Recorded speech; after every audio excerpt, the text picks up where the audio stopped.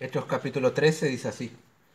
Había entonces en la iglesia que estaba en Antioquía profetas y maestros.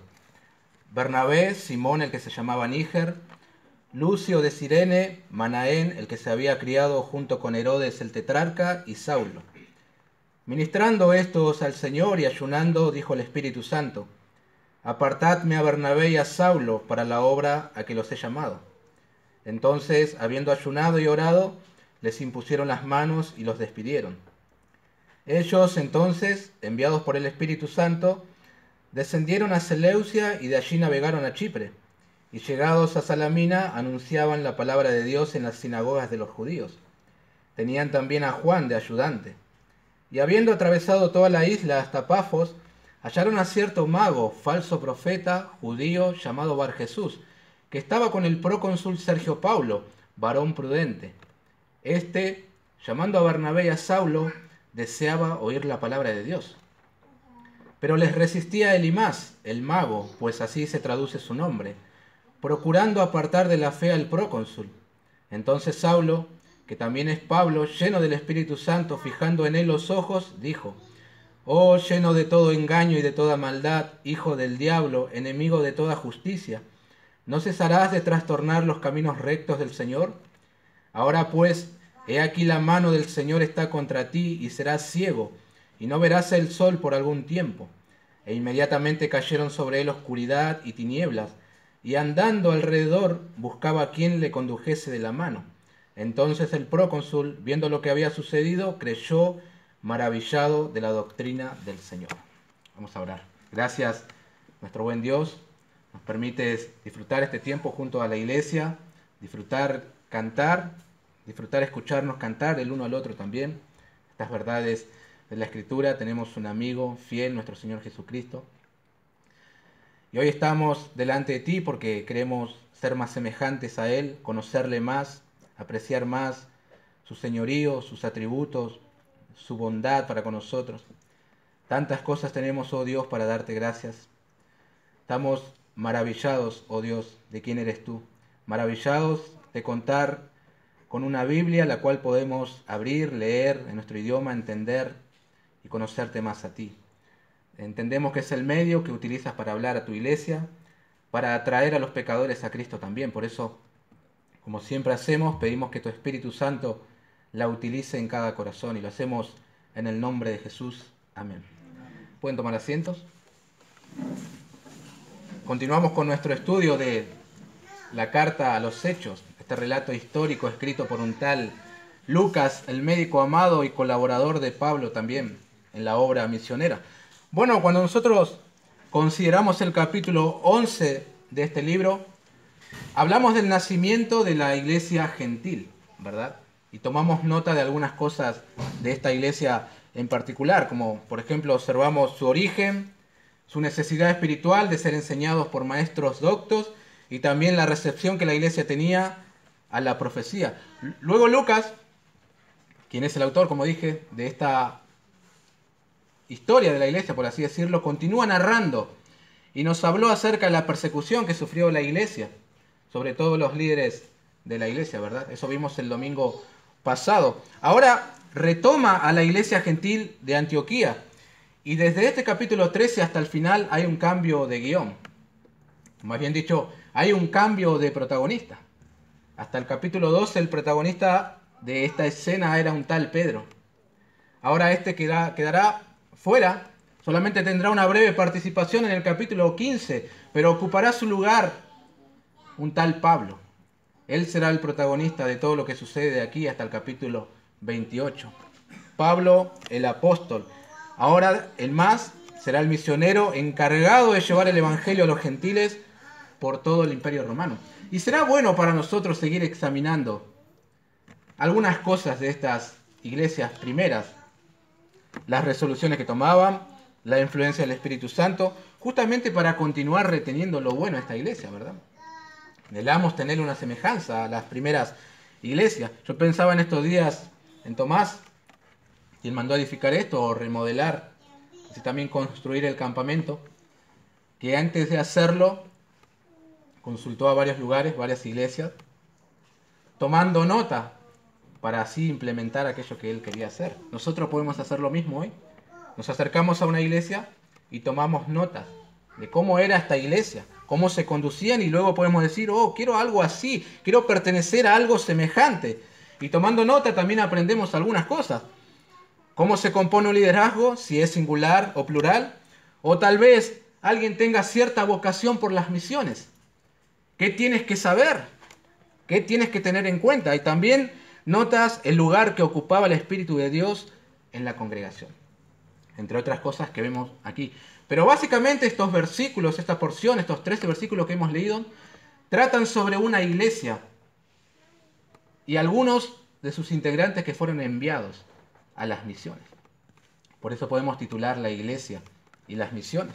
Vamos a prestar atención a 3 cosas. Primero, el llamado a las misiones. Segundo, las misiones y sus dificultades. Y tercero, el fruto de las misiones.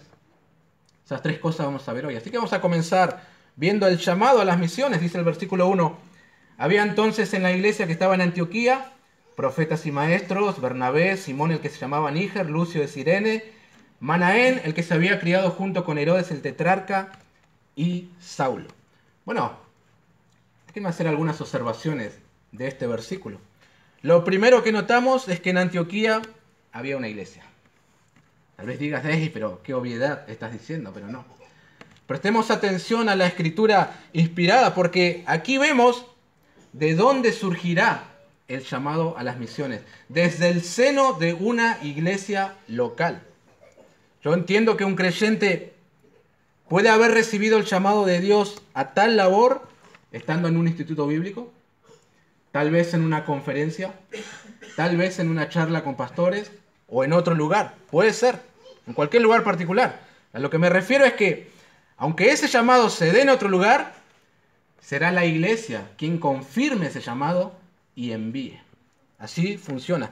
Tanto un misionero como un pastor no se forma en un instituto. Allí se capacita.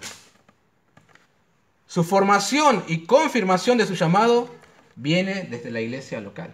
Hoy en día, lamentablemente, tenemos muchos misioneros solitarios que no son enviados por una iglesia local. Se autoenvían y después piden apoyo de las iglesias locales. Pero estamos viendo que el orden es así. Las iglesias envían a los misioneros. Creyentes que pertenecen a una iglesia local y el Espíritu Santo los envía a las naciones. Y este es un principio, hermanos, que se aplica no solamente al ministerio de las misiones, sino a cualquier ministerio en la iglesia. Es la iglesia local, a través de sus líderes, quien comisiona a tal persona, encarga el servicio de hacer tal cosa, conforme a su fidelidad y a los dones con los cuales el Señor le ha capacitado. ¿Sí funciona? Es importante aclarar esto, porque al no entenderlo, es que tenemos a cristianos desarrollando ministerios aislados de la iglesia. Y eso es algo muy peligroso.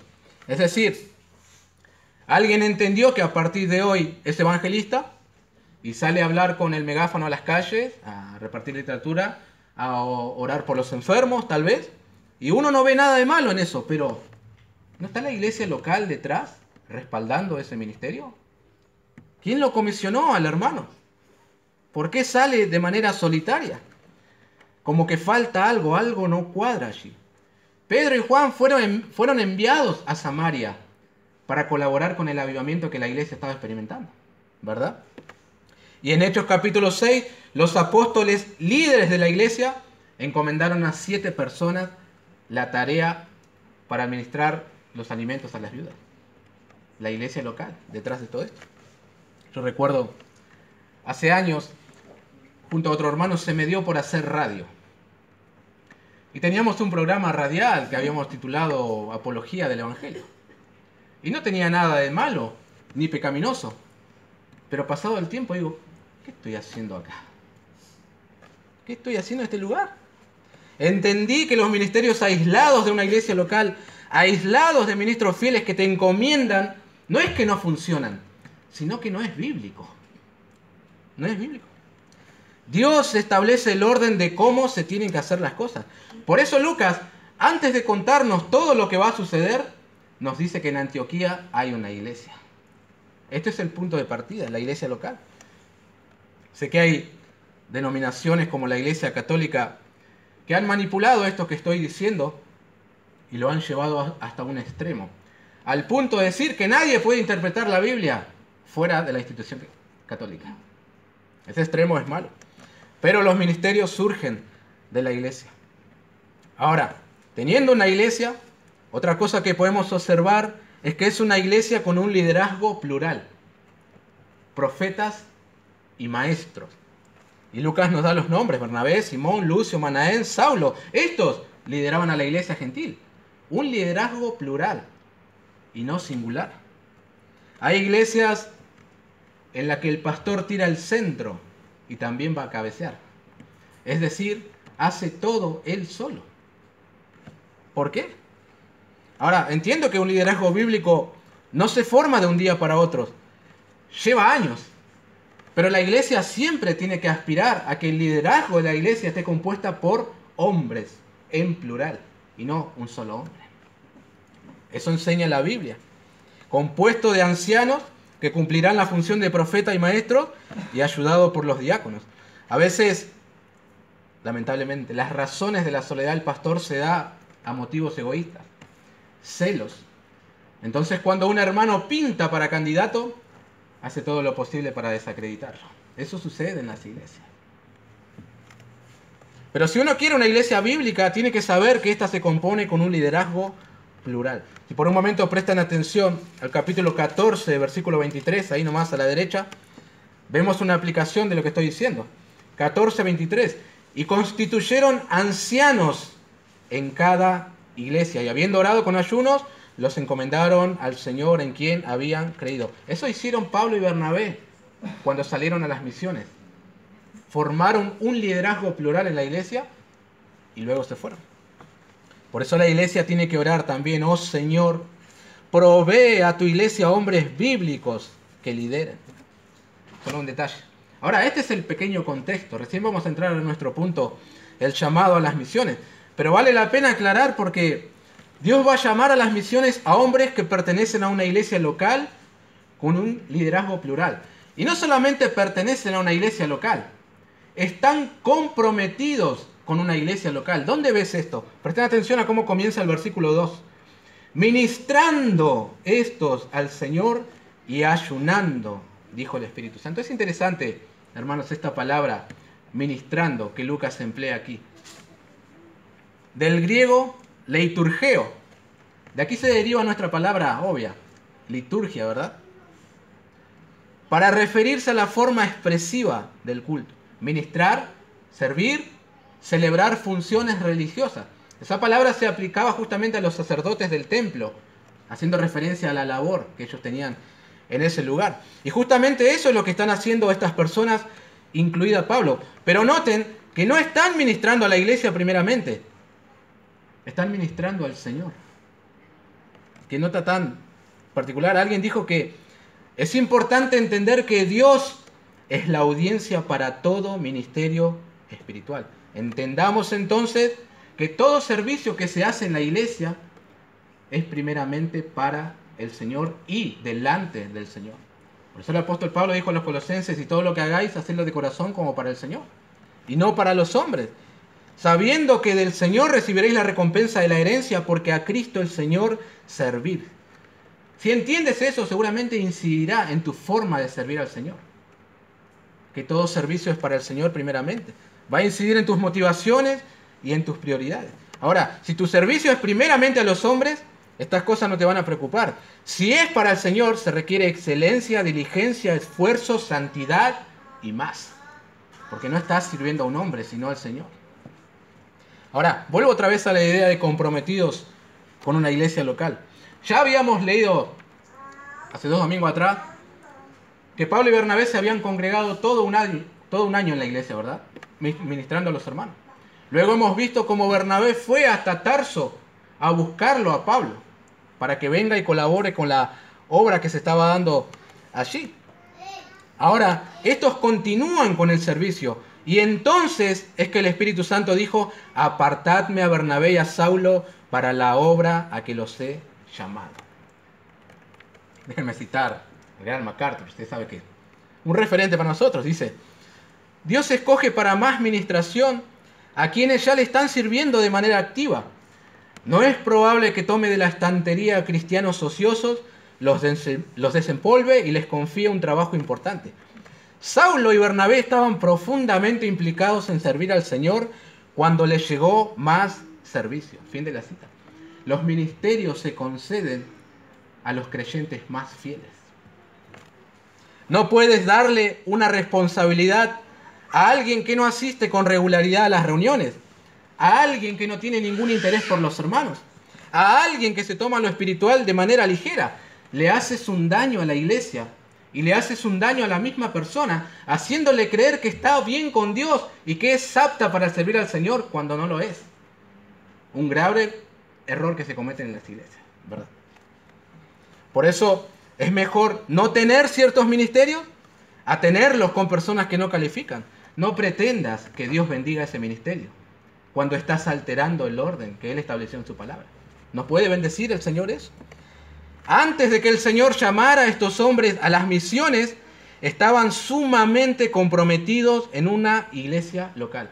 Yo no creo que hoy en día encuentres a un misionero hoy que antes no estuvo involucrado sirviendo en otras áreas del ministerio. Siempre, justamente para probar su fidelidad. Y luego el Espíritu lo llama y lo envía a las misiones. Así funciona. Barclay dice, la recompensa por un trabajo bien hecho es más trabajo. La iglesia necesita creyentes comprometidos con su iglesia local. Otra cosa que ves en este llamado a las misiones, esto es muy interesante, es que quien llama a salir es el Espíritu Santo. Dijo el Espíritu Santo, y los he llamado. No es que Pablo y Bernabé se ofrecieron como voluntarios para realizar tal trabajo. No. Nadie levantó la mano y dijo, hermanos, yo ya tengo una pequeña experiencia en las misiones. Corresponde que me envíen a mí a los campos. No. Fue el Espíritu quien los llamó al ministerio. Ahora, yo creo que no lo hizo de una manera audible, sino a través de los profetas, ¿verdad? En aquel tiempo, profetas estaban para revelar la voluntad de Dios. Podía haber llamado a estos hombres al ministerio usándolo, que justamente Lucas nos dice que estaban en la iglesia. Ahora, más adelante ves que ya no es así. Pero el punto y el principio es que son enviados y no que se envían solos o se ofrecen para ir. ¿Se imaginan el día de hoy? Hermanos, yo quiero ser el diácono de la iglesia. Hermanos, yo quiero ser el evangelista. Hermanos, yo quiero trabajar en esta área. Hermanos, yo quiero este ministerio. Hay que tener cuidado con esas cosas. Porque es el Espíritu de Dios quien llama al servicio. Ahora, el Señor llama a servir a través de los líderes de la iglesia, profetas y maestros. Y no que uno se autopromociona o considera que será útil para llenar un vacío. Si queremos la bendición de Dios para un ministerio, no debemos alterar el orden bíblico. Tenemos que sujetarnos a esto. Ahora bien, ¿se pueden equivocar el liderazgo en la designación de alguna persona para un ministerio? Claro que sí. Por eso es necesario estar en sintonía con el Espíritu de Dios, practicando las disciplinas espirituales. ¿Qué estaban haciendo estos hombres antes que fueran llamados a las misiones? Ayunando y ministrando al Señor. Y es allí cuando el Espíritu Santo dijo, sal. Un error común que comete el liderazgo es establecer a personas en el ministerio que le caen mejor o son más compinches. Entonces, ven, este ministerio para ti. Parecen a los políticos que van añadiendo a sus amigotes al ministerio, ¿verdad?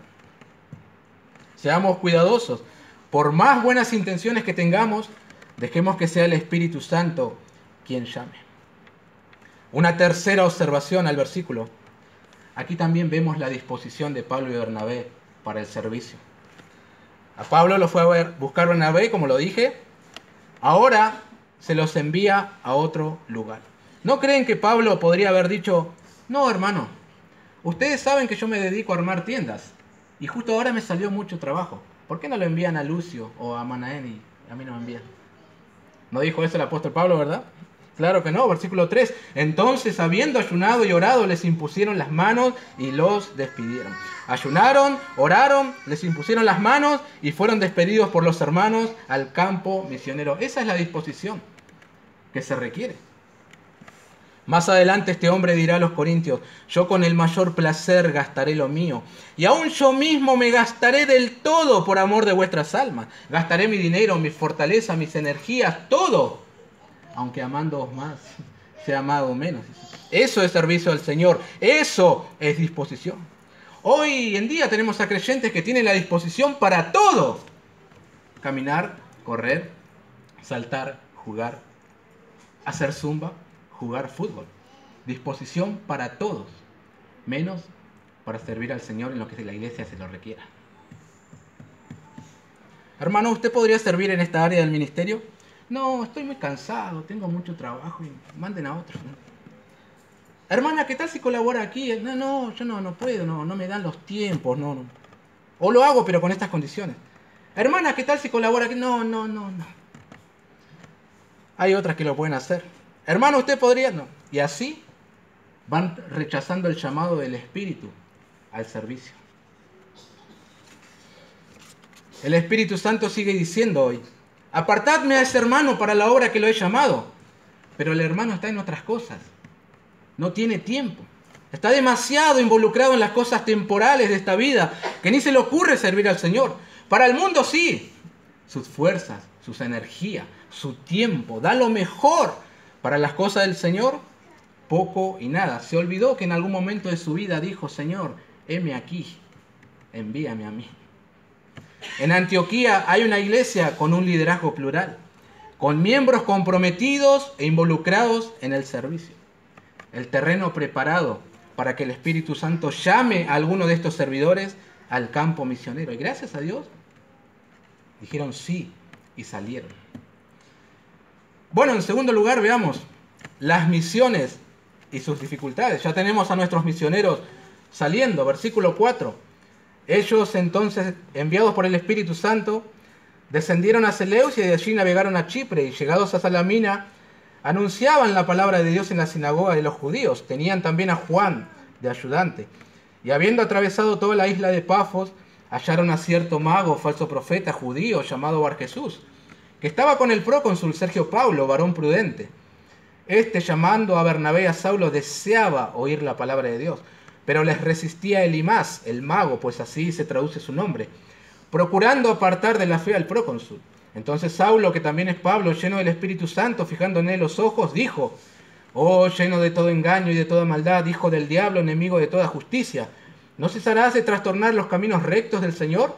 Ahora pues, he aquí la mano del Señor está contra ti, serás ciego y no verás el sol por algún tiempo. E inmediatamente cayeron sobre él oscuridad y tinieblas, y andando alrededor buscaba a quien le condujese de la mano. El llamado divino a las misiones llegó, ¿verdad? Se despidieron de los hermanos, pusieron manos a la obra. Llegaron a una ciudad, luego a otra, predicando la palabra de Dios. Recuerden que no salieron de vacaciones, fueron a una misión espiritual.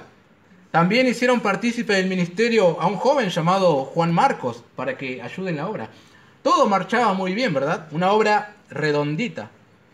Pero Jesús en cierta oportunidad había dicho a sus discípulos: imposible es que no vengan tropiezos, mas hay de aquel por quien vienen. Mateo 17. Cuando los creyentes obedecen al Señor, responden al llamado del Espíritu para servir en el ministerio y tratan de llevar adelante los propósitos santos, es inevitable la oposición satánica. Inevitable. Jesús padeció mucho. Antes de entrar al ministerio fue tentado por Satanás en el desierto. Dentro del ministerio una y otra vez fue acechado por Satanás.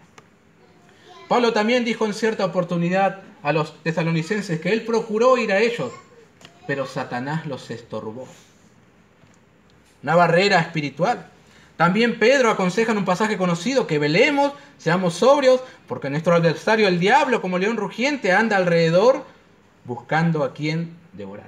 Ya he dicho también en cierta oportunidad que conforme a Mateo 13, si hay alguien que está activo durante la predicación o la expansión de la palabra del Señor, es el diablo, tratando de arrebatar la palabra que es sembrada. Ahora, Lucas nos cuenta aquí que cuando los misioneros llegaron a una ciudad llamada Pafos, hallaron a un mago, falso profeta y judío. Un cóctel perfecto para oponerse a la misión. Ahora, no era un mago que sacaba conejos de la galera. Era una especie de hechicero, de adivino. Además, no todos los magos tenían connotaciones malas. No eran malos. ¿Quiénes fueron aquellos que hicieron un viaje largo para ir a conocer al niño Jesús? Eran magos también. Ahora bien, Lucas dice algo de este hombre. Dice que era falso profeta.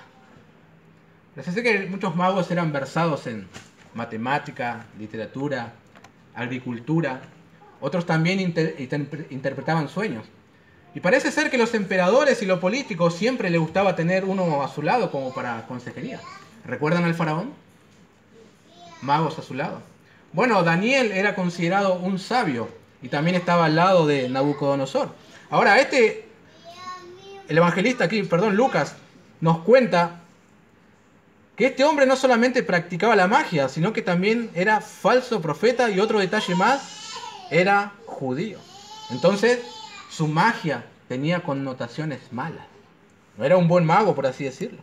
Un falso profeta, tal vez como Sedequías, quien se había hecho de unos cuernos de hierro y dijo, así ha dicho Jehová, con esto acornearás a los sirios hasta acabarlos, profetizando mentira al rey de Israel. Y este hombre estaba al lado de un tal Sergio Paulo, que deseaba oír la palabra de Dios, pero este mago les resistía. Procuraba apartar de la fe al procónsul. ¿De qué manera? Tal vez no escuches a esos predicadores, son gente ignorante que no saben nada. Fíjate que quieren engañarte. Hablan de un tal Jesús que resucitó entre los muertos, no les creas, es todo mentira. Le lavan la cabeza a la gente, son anticiencia, no le creas. Y de esa manera trataba de apartar de la fe a este hombre. Es una historia muy similar a la que se vio muchísimo antes en el imperio egipcio, justamente con el faraón. Los magos le resultaban un obstáculo para que él obedeciera la voz de Dios y dejara ir al pueblo de Israel. ¿Algo parecido aquí? Ahora bien, esta escena nos muestra varias cosas que se aplican al día de hoy. Primero, debemos hacer caso al apóstol Pablo cuando nos manda a orar por los reyes, aquellos que están en eminencia, justamente para que podamos vivir quieta y reposadamente. ¿Por qué? Porque a menudo las personas de gran influencia son influenciadas por el reino de las tinieblas. Por eso muchos promueven esas ideologías y leyes contrarias a las leyes de Dios. El aborto, la ideología de género. ¿Quién está detrás de todo esto? El reino de Satanás, influenciando a estas personas. Otra cosa que vemos es que el diablo no se manifiesta como alguien con cuernos, cola y un tridente en las manos, sino que se disfraza como ángel de luz, siempre procurando ser un obstáculo para que la palabra de Dios llegue a los corazones de las personas. Aquí está usando a Bar Jesús, mago y profeta, para que Sergio Paulo no escuche la palabra de Dios y se convierta a Cristo. ¿Entienden cómo trabaja el diablo? De esa manera. Por eso el diablo siempre estará activo cuando usted se dispone a venir a la reunión a escuchar la palabra de Dios. Algo va a surgir. ¿Una invitación a un cumpleaños? ¿Un incidente? ¿Algo con el nene? ¿Buscará que te enojes con tu cónyuge? ¿Pondrá obstáculos para que no recibas la palabra del Señor? ¿Sembrará dudas? ¿Te hará creer que puedes estar bien con Dios quedándote en tu casa y escuchando una predicación, que estando junto a los hermanos expuesto a la enseñanza de la Biblia? ¿Te hará creer que por cuanto trabajaste duro en la semana, te mereces estar recostado todo el domingo y no congregarte? El diablo trabaja aún en las mentes. Puso en la mente de Pedro la idea de que Jesús no tenía que ir a la cruz y le resultó ser un obstáculo. El diablo es especialista en torcer la Biblia. Por eso usaba textos de la palabra para tentar a Jesús. ¿No? Por eso necesitas someterte a Dios, resistir al diablo para que él huya de nosotros, dijo Santiago. Dijo resistir, no reprender, ni atar, ni echar fuera, ni clamar que la sangre de Jesús cubra tu hogar. No, resistir al diablo. Eso es lo que debemos hacer. Alguien dijo una vez, en toda ocasión en que el mensaje de Dios para salvación se proclama, Satanás procura poner un velo de oscuridad para que no resplandezca la luz del Evangelio. Como ya mencioné, esto es una batalla espiritual. Pablo y Bernabé están luchando por el alma de Sergio Paulo. Le resiste Satanás a través de este hombre llamado Bar Jesús. Ahora Pablo estará confrontando al emisario de Satanás. Versículos 9 y 10. Entonces Saulo, que también es Pablo, lleno del Espíritu Santo, fijando en él los ojos, dijo: oh, lleno de todo engaño y de toda maldad, hijo del diablo, enemigo de toda justicia, ¿no cesarás de trastornar los caminos rectos del Señor? Hoy los cristianos de cristal acusarían a Pablo de ser falto de amor por hablarle de esa manera al pobre mago. Pero es así como tenía que responder a este hombre. No es que Pablo no podía refrenar su lengua, entonces le dijo de todo al mago, ¿no? No quieran los carnales tomar este ejemplo para ser un contestador. Aprecien el texto. Pablo lleno del Espíritu Santo. Es decir, el Espíritu tomó el control de este hombre para que fuera a resistirle a este otro. Resistir las acechanzas del mago. Y lo hizo con todo el poder de Dios. Ahora se dirige al mago y declara el mensaje de Dios. Algo interesante. El procónsul está escuchando las cosas que le está diciendo aquel que era su consejero. Y ahora entiende que quien está a su lado no es un hombre que enseña la verdad. Es lleno de todo engaño. No es un hombre de bien ni sabio según Dios. Es lleno de toda maldad e hijo del diablo. No enseña el camino recto, sino que es enemigo de toda justicia, opositor y obstáculo a los caminos rectos del Señor. ¿No le hace recordar al Señor Jesucristo en su ministerio terrenal que Él hizo lo mismo? Confrontando a los líderes religiosos que resultaban ser un obstáculo para el avance del reino.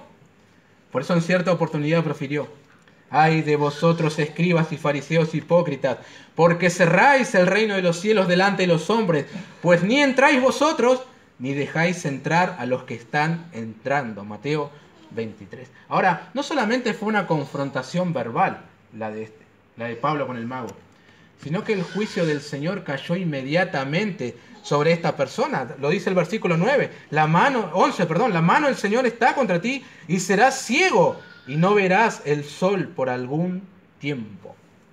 Por misericordia del Señor, este mago fue cegado temporalmente y no permanentemente. Tal vez había oportunidad para que se arrepintiera y depositara su fe en el Señor Jesucristo. Seguramente. Pero esto nos enseña que la mano del Señor está contra aquellos que se oponen a que el Evangelio se extienda. Las misiones tienen sus dificultades, oposiciones satánicas. Si hay algo que el diablo no quiere, es que la palabra de Dios se difunda y llegue a los que están cautivos por él. Una vez más cito a MacArthur: llevar a alguien a Cristo no es simplemente un ejercicio académico, no es cuestión de hacer una exitosa charla de ventas. Al contrario, implica una guerra abierta contra las fuerzas infernales. Saulo y Bernabé lucharon contra Bar Jesús por el alma de Sergio Paulo. Fin de la cita. Sé que quieres que tu esposo llegue al conocimiento de la verdad, que tu esposa llegue a los pies de Cristo, que tus hijos lleguen a los pies de Cristo. Es lo que deseas, ¿verdad? Tienes que saber que esta es una guerra espiritual contra Satanás y sus huestes. Por lo tanto, necesitas armas espirituales. Una de ellas es la oración constante. Como me alegro cuando los padres me dicen: todos los días estoy orando por mi hijo. En algún momento el Señor va a responder. ¿Seguro? Entonces, una batalla. Bueno, con seguridad, con la ayuda del Señor, podemos afirmar que Pablo y Bernabé prevalecieron. En tercer y último lugar, hermanos, el fruto de las misiones. Versículo 12. Entonces el procónsul, viendo lo que había sucedido, creyó maravillado de la doctrina del Señor. Muy interesante el detalle que nos aporta Lucas aquí. Aquello que llevó a la conversión de este hombre no fue ver que su consejero ahora estaba ciego y que andaba a tientas buscando dónde apoyarse. No fue ver lo sorprendente. Tampoco se convierte por escuchar las cosas que Pablo le dijo a este mago. No. ¿Por qué se convierte? Creyó maravillado de la doctrina del Señor. Fue la predicación del Evangelio lo que llevó a este procónsul a depositar su fe en Jesucristo y no ver lo que vio. Por eso el apóstol dijo a los romanos que el evangelio es poder de Dios para salvación a todo aquel que cree. ¿Qué tienes ahora? Aquel mago que se mostraba luz, que podía encaminar a otros, ahora en completa oscuridad y en tiniebla. Y aquel que estaba enceguecido, la luz del evangelio resplandeció en él. Dios bendijo el campo misionero a pesar de la oposición satánica. Cuando la iglesia obra conforme a la voluntad de Dios, el evangelio prevalece. ¿Valió la pena dejar la iglesia en Antioquía para irse hacia Chipre? Claro que sí. Un alma lo vale. A pesar de la oposición satánica, un alma lo vale. Bueno, voy a hacer algunas observaciones, aplicaciones, desafíos para nosotros. Terminamos. Primero, Dios sigue llamando a los hombres. Piensen en esto. Si Dios quisiera extender el evangelio, comunicarlo a los hombres, podía haber elegido a los ángeles para hacerlo. Pienso que serían mejores comunicadores que nosotros. Podría hablarnos audiblemente desde los cielos. Podría enviarnos un WhatsApp cada mañana.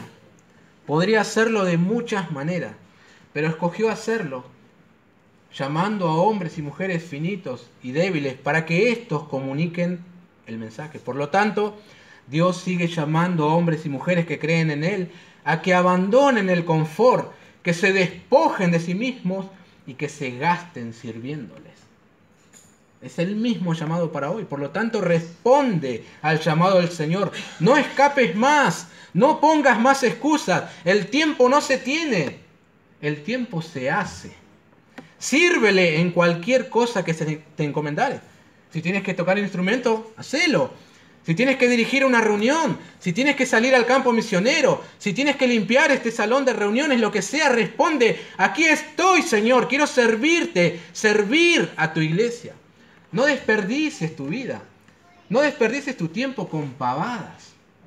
Sirve al Señor en cosas que no aprovechan involucrados. No creas que servir al Señor es poner un versículo en tu estado o subir una fotito con un mensaje. Gasta tu vida para el Señor, tu tiempo, tu fuerza, tu energía, todo para el Señor. Eso es servirle. Eso es servir al Señor. Nada, mis queridos hermanos, trae más deleite al alma que servir al Señor.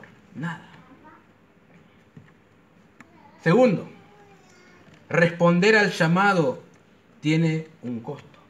Siempre el enemigo de nuestras almas se opondrá cuando te dispones a servir al Señor.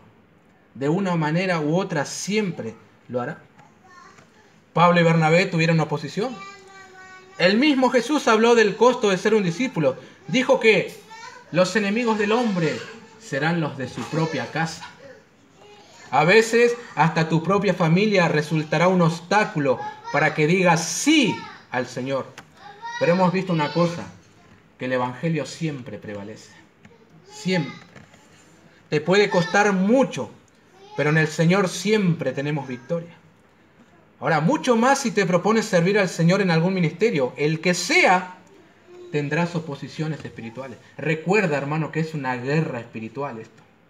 Una batalla contra Satanás y sus huestes. Y en una batalla siempre hay ataque de ambos lados. Pero lo bueno de esta guerra es que nosotros ya sabemos el resultado final. La iglesia de Cristo prevalece y Cristo es el vencedor.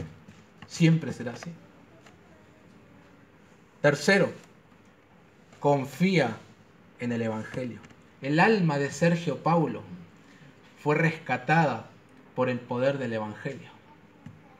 No métodos, ni show, ni estrategias de hombres, solo el evangelio. Por eso proclámalo. Proclama el evangelio a tus hijos, a tu familia, tus compañeros de trabajo, al que encuentres, háblale del evangelio. Pero sobre todo, créelo. Es poder de Dios para salvación. Si todavía no has creído en el evangelio, hoy es el día de salvación, como dice el escritor de Hebreos. Hoy puedes arrepentirte de tus pecados y depositar tu fe en el Señor y serás salvo hoy mismo. Cree en el evangelio y serás salvo. Nada más, hermano.